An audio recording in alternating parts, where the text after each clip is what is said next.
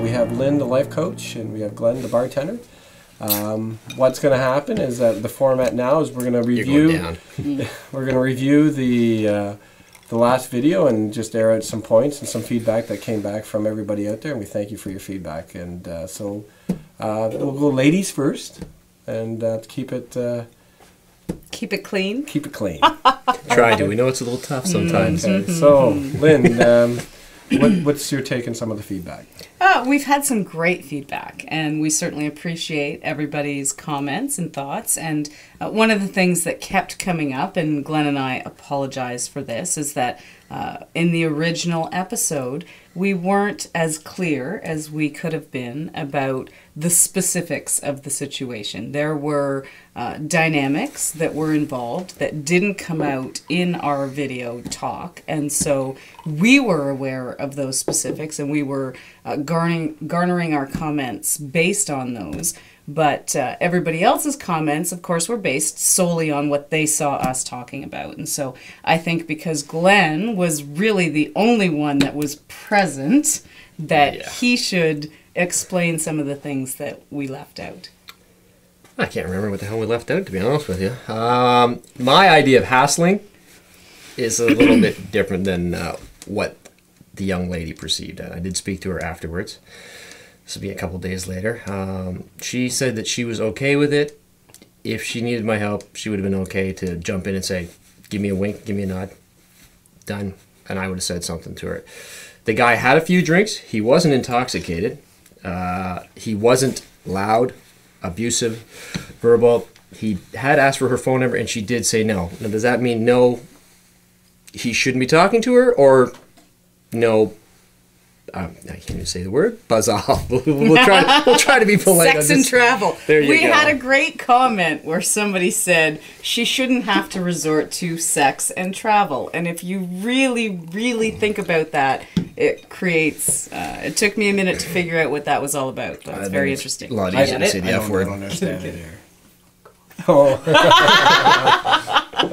You can all get it. Get the it? F That was word. good. Yeah. The F word. Yeah, off. Yeah, exactly. This new lingo I'm not keeping abreast on. I think part of my issue with what we didn't discuss and what came out later is the fact that she was there to meet friends who were late. Yes. And she was sitting at the bar, and she'd come in to have dinner.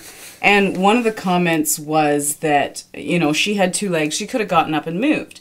And my thought process on that was, if I had gone into a restaurant to sit and have dinner, and I was having dinner and somebody was bothering me, why should I have to move? That was an issue for me, a huge issue. Yes, but in defense of that, she never said that he was bothering her. Yes.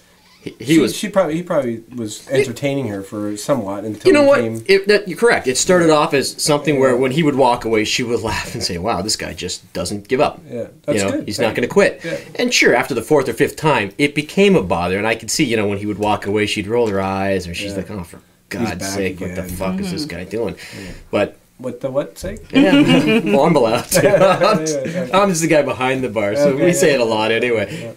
Yeah. But it's,